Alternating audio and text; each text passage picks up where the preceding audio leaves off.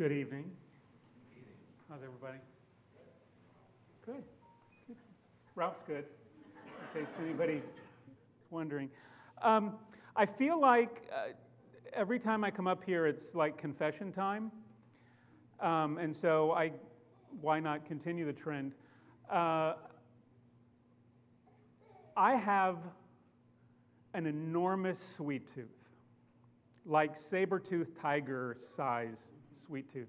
And it's not so much candy, it's those delicacies of pastries and danishes and donuts, the stuff that's really good for you. And it's like almost an irresistible thing for me. If there's donuts, they're gone because I eat them.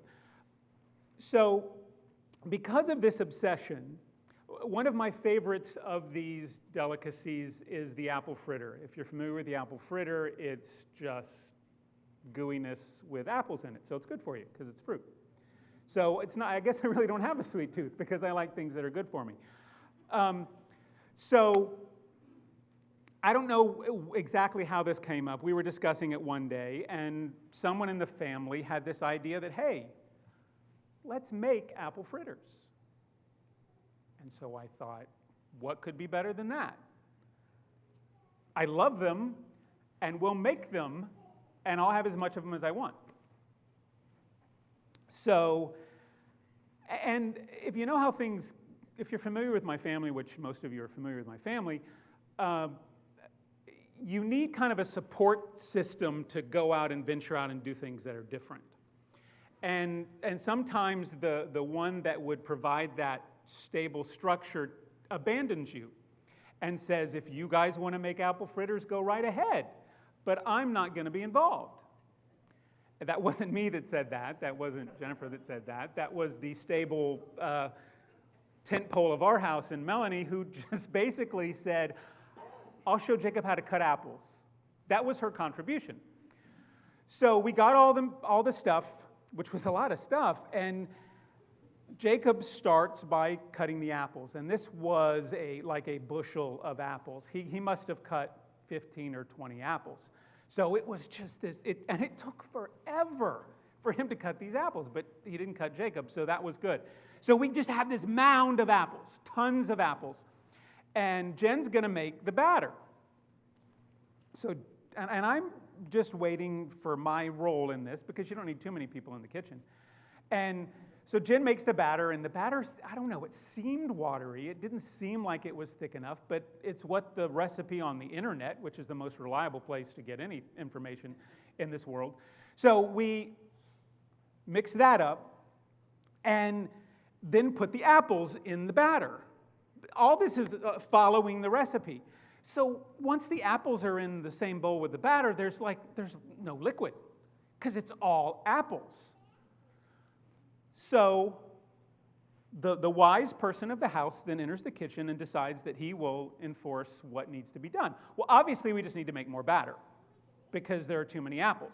So Jen makes more batter, and it doesn't matter. There's still just this massive mound of apples. But we figure we're going to try it anyway. So if you know anything about this type of food, it's not baked, it's fried. I've never fried anything. We don't even have the fried daddy thing or whatever it is, the special contraption that's made for frying. So we just have a big pot on the stove filled with oil. Not dangerous at all. And you probably think I'm going to burning myself and ending in the hospital. I didn't end up there. But we slowly began the process of trying to fry these things up. And so we took half the apples out of the batter so that it seemed like it was a better ratio. So we put that into the fry oil danger thing, and it just isn't, the proportions don't seem right. It seems like now we have too much batter and too much dough, so we put more apples in, and this process just goes on for an eternity. They're turning black, and they're getting overcooked, and they're tiny. It's coming out hush puppies. It's not coming out the apple fritter that's just this blossom of goodness. It's not that at all. Then we finally get it the right color, and we think, hey, we got it. And we cut it open, and can you guess? It's just complete liquid rawness inside, just salmonella-filled yuckiness. So we can't eat that. So the process just went on and on and on and on and on. And I'm not a fan of funnel cakes. They had kind of a funnel cake consistency, but still not even. So we figured what we'll do is we'll make up the icing, and that'll solve the problem. The icing was delightful. Let me tell you, we perfected the icing because it had 2 ingredients. It was powdered sugar and milk. So we got that. That was amazing. I tell you this story because we failed, obviously. We had a pattern. We had step-by-step instructions, how to do it, how to get to this picture of what it should be, and it was nowhere near that. It was an abomination. It was when they have those memes of the cooking fails and what it was supposed to look like and what it ended up looking like. It was worse than most of those that you see. But we had a recipe. But it didn't matter because we had a bunch of inept people following this and that didn't know how to do anything. And you're, as you probably always do, you're probably saying, well, so what, Rob? Where are you going with this? Well, I think I have a relation to this experience that I'm going to try to share with you. In 2 Peter chapter 1, when I was thinking of this the other day, we were talking about this and relating this and laughing at ourselves. And this is what comes to mind. 2 Peter chapter 1, starting in verse 2. Grace and peace be multiplied to you in the knowledge of God and of Jesus our Lord, as His divine power has given us all things that pertain to life and godliness, through the knowledge of Him who calls us by glory and virtue, by which we have been given to us exceedingly great and precious promises, that through these you might be partakers of the divine nature, having escaped the corruption that is in the world through lust. But also for this very reason, given all diligence, here it is, add to your faith virtue, to your virtue knowledge, to your knowledge self-control, to self-control perseverance, to perseverance godliness, to godliness brotherly kindness, and to brotherly kindness love. For if these things are yours and abound, you will neither be barren nor unfruitful in the knowledge of our Lord Jesus Christ.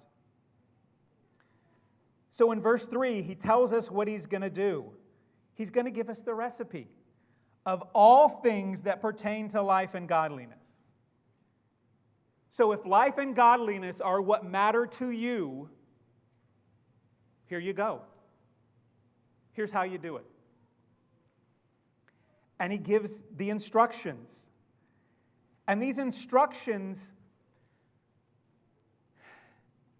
we get caught up, I think, in life not being what we want it to be. Kind of like our experience in the kitchen. It didn't turn out what we wanted it to be. We followed the instructions. I had in mind what it should have been, but it wasn't that. We have in our minds what life should be, where we want to be financially or career-wise or health-wise. This is where I want to be. This is where I want my life to be. Because we get caught up in the physical aspects of life, in the things that in our mind we think are what's most important, but it's not what's most important. What's most important is this, what he tells us in verse 3, the things that pertain to life and godliness. Those are what matter. As hard as it is to deal with the physical imperfections in this life, they're going to happen. We're going to lose our jobs, maybe lose our house. We're going to get sick, and we're all going to die. And if we get caught up in that, if we let that consume us,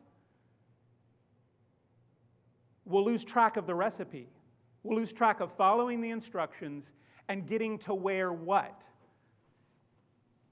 He says in verse 8, "For if these things are yours and abound," so who has control of that? We have control about how much this recipe, how many of these ingredients, how much effort we put into this recipe. If these things abound, you will neither be barren nor unfruitful in the knowledge of our Lord Jesus Christ. So what is that? That is godliness.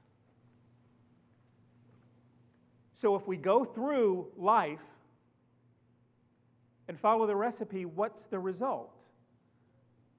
A fail that we're embarrassed to show people and tell people about? Or a life that does what? That exemplifies Christ. A life that glorifies God. A life that has meaning. Despite what physical imperfections we may encounter, despite what tragedies we may encounter, we'll have lived a life that does what? That abounds. That is not barren and not unfruitful. Who has control over that? We do. There are some things in life we can't control. A lot of those things I mentioned, we just can't control when the economy's going to crash and our finances are going to crash and when our body crashes. But we can control how much of these ingredients we put into our lives, how much we measure in, and then what they do within us through God to glorify Him, how we abound. So just think about these things tonight. Think about when the recipe you have and the result you have in mind for your life doesn't go the way you want it to. Take a pause and remember that the things you have control over and the things you don't have control over, and what you can do for God if you allow His recipe to control your life. If there's anything we can do for you tonight, if you need us to pray for you, if you want to put Jesus on in baptism, please come forward now and let us know as we stand and sing.